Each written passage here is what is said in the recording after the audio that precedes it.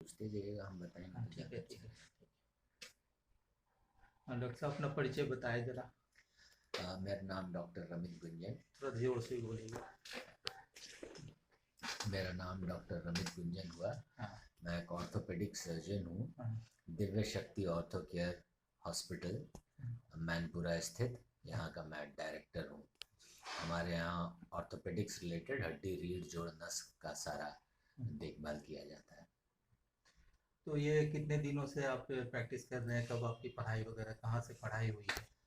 Practice तो हमारा लगभग 15 साल होने जा रहा है अब। हमने पीएमसीएच से एमएस ऑर्थोपेडिक्स में किया है, और उसके बाद प्रैक्टिस हम लोग कर रहे हैं। लगभग 12 साल हम लोग बोरिंग कनाल रोड में प्रैक्टिस किए हैं, और यहाँ पे 2 साल से कुछ अधिक हुआ।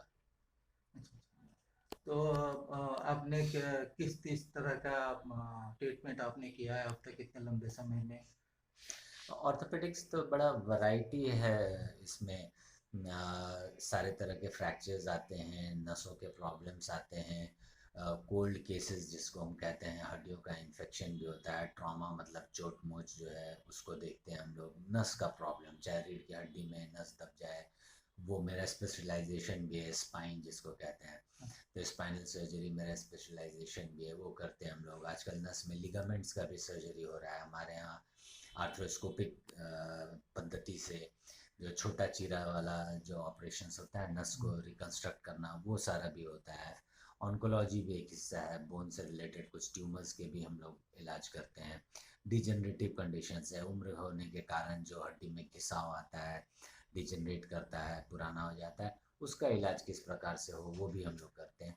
तो कमोबेश ऑर्थोपेडिक्स का जो सारा है स्पेक्ट्रम, सारे ऑर्थोपेडिक प्रॉब्लम्स को हम लोग ट्रीट करते हैं।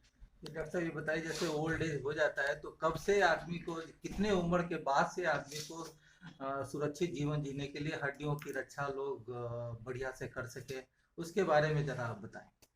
देखिए, हड्डी तो है कि अगर हम समय रहते हड्डी के बारे में अगर सोच लें तो ओल्ड एज में ये प्रॉब्लम कम होगा।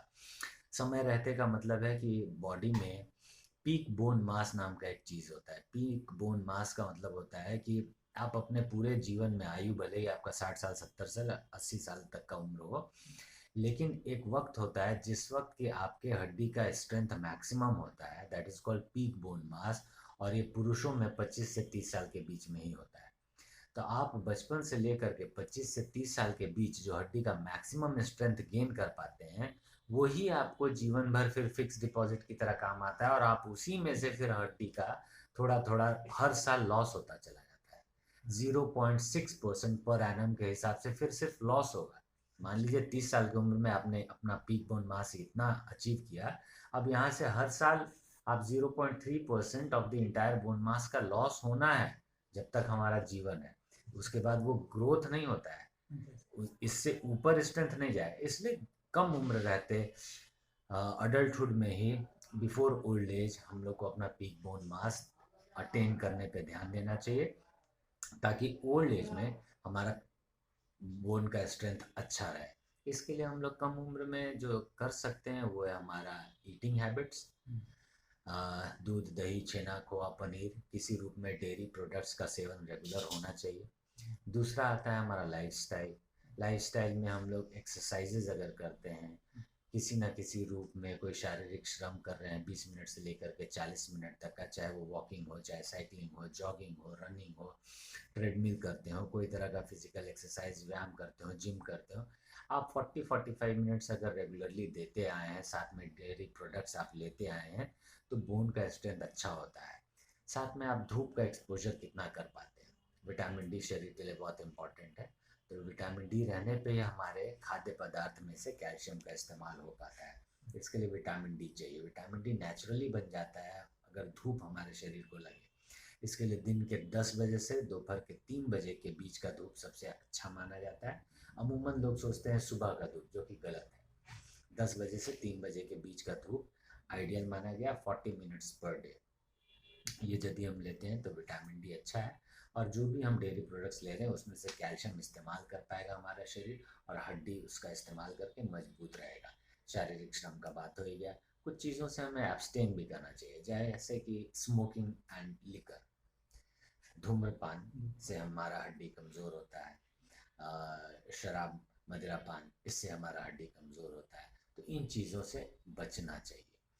तो इस प्रकार से हम लोग अगर ध्यान देते हैं, और खान पान में बहुत सारी चीज़ें हैं जो कैल्शियम युक्त, अगर हम लोग आहार लेते हैं तो हमारा बोन स्ट्रेंथ अच्छा रहता है। लाइक फ्रूट्स में अगर हम बात कर लें तो जैसे कौन चीकू, कौन से फल है जिसमें कैल्शियम बहुत मिलता है? चीकू क्या? शरीफा नाशपाती। चीकू शरीफा नाशपाती, थोड़ा हम अमरूद भी ले सकते हैं, अमरूद में भी कुछ हद तक कैल्शियम पाया जाता है। वेजिटेबल्स का अगर बात करें, हाँ। सब्जियों का, तो भिंडी, सहजन, हम्म, ये दो ऐसे वेजिटेबल्स हैं जिसमें कि काफ़ी मात्रा में मेथी, मेथी किसी भी रूप में आप लें, उसका फ़ौरन में डालें, उसके पत्ते का साग बना करके खाएं, या आप उसके पत्तों को आटे में मिला करके उसका रोटी खाएं, किसी रूप में भी आप खा सकते हैं। इवन आपका आटा जो है, मल्टीग्रेन आटा अगर हम इस्तेमाल करते हैं तो उससे भी हम लोगों को काफ़ी मात्रा में, जिसमें नॉर्मल आटा भी आप लेकर के घर में उसमें रागी, ज्वार, ये सब का भी आजकल आता है आटा, उसको आप मिक्स करते हैं तो अच्छे मात्रा में कैल्शियम मिल जाता है। ड्राई फ्रूट्स में बड़ी बादाम ले सकते हैं, अखरोट ले सकते हैं, इन दोनों में कैल्शियम अच्छे मात्रा में है। तो फ्रूट्स हो गया, वेजिटेबल्स हो गया, मल्टीग्रेन आटे का बात हो गया, ड्राई फ्रूट्स का बात हो गया। नॉन वेज में अगर बात करते हैं तो छोटी मछली में कैल्शियम बहुत मात्रा में है, तो आप उसको कांटे के साथ चिबा करके खाएं तो कैल्शियम मिलेगा। बड़ी मछली में विटामिन डी है, जो 5 किलो 6 किलो का जो मछली रहता है उसमें विटामिन डी अच्छे मात्रा में मिलता है। तो आप नॉन वेजिटेरियन में मछली अगर लें तो कैल्शियम एंड विटामिन डी का भरपाई वहाँ से हो सकता है। इसके अलावा कि कोई भी हरे पत्तेदार सब्जी, these are good sources of calcium and vitamin D. Doctor साहब एक चीज़ पूछ रहे थे कि बिहार में बहुत पहले नी रिप्लेसमेंट का नहीं होता था, ये जो कुल्ला का ऑपरेशन मेजर माना जाता था, और आज भी लोग मानते हैं कि ये बोन के लिए सबसे खतरनाक रोग हो जाता है। किसी का कुल्ला टूट जाता है, किसी का नी में प्रॉब्लम हो जाता है, तो इसके रिप्लेसमेंट बड़ी बात हो जाती है। तो जरा इसके बारे में थोड़ा बताएं, लोग क्या समझे क्या? हाँ, आपका कहना बिल्कुल सही है। कुल्ला प्रत्यारोपण हमारे यहाँ बहुत पहले से हो रहा है और बहुत अच्छा रिजल्ट शुरू से। कुल्ला प्रत्यारोपण वॉज नेवर एन इशू। घुटना प्रत्यारोपण जरूर प्रॉब्लम हुआ, और नेशनल इंटरनेशनल हर लेवल पे लोगों ने देखा कि काफ़ी सारे चैलेंजेस थे। बड़े बड़े हस्तियों का घुटना प्रत्यारोपण फेल हुआ, लेकिन अब समय के साथ बहुत सारे एडवांसमेंट्स हो गए हैं। जो उसमें रॉड लगता है, जो इम्प्लांट्स लगता है, उसके भी मैन्युफैक्चरिंग में, उसके डिज़ाइनिंग में, सब चीज़ समय के साथ लोगों ने इसमें एक्सपेरिमेंट किया, रिसर्च किया, और जो अभी बेस्ट पॉसिबल हो सकता है वो होता है। और अभी काफ़ी सक्सेसफुल है नी रिप्लेसमेंट्स भी बिहार में भी। हिप रिप्लेसमेंट तो खैर बहुत कॉमनली होता है और रिजल्ट्स बहुत अच्छे हैं। डॉक्टर साहब बहुत अच्छा, आपने बहुत ज्ञान दिए। और अगर अपने मन से कुछ बोलना चाहते हैं, जो दर्शक देखें तो उनको समझ में आए, ऐसा कुछ अपनी तरफ से मैसेज देना चाहते हैं तो बताएं। हमारे जीवन का आधार हमारा स्वास्थ्य है। स्वस्थ रहने के लिए हमारे खान पान पे बहुत विशेष ध्यान देने की ज़रूरत है। खान पान और जीवन शैली, जो जिन बातों को हम लोगों ने अभी डिस्कस किया, उन बिंदुओं पे हम ध्यान दें, खान पान अच्छा रखें, लाइफस्टाइल अच्छा रखें, धूप का सेवन करते रहें, शारीरिक श्रम करते रहें, स्वस्थ रहें, हड्डियाँ मजबूत रहेंगी तो हमारा बुढ़ापा भी अच्छा बीतेगा।